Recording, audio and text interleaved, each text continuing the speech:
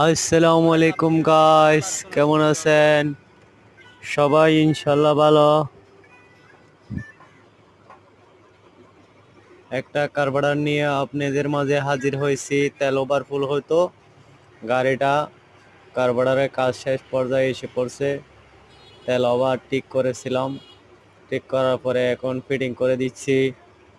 Fitting করার পরে গাড়িতে লাগিয়ে দেব। এই হলো ছোটখাটোর কাজ। অবশ্যই দেখার পরে সাবস্ক্রাইব করবেন ইনশাল্লাহ। আবার পরবর্তী ভিডিও দেখার আমন্ত্রণ রইল।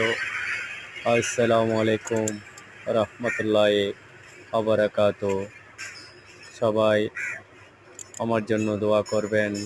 আপনাদের জন্য অবশ্যই দোয়া নিয়ে হাজির হব।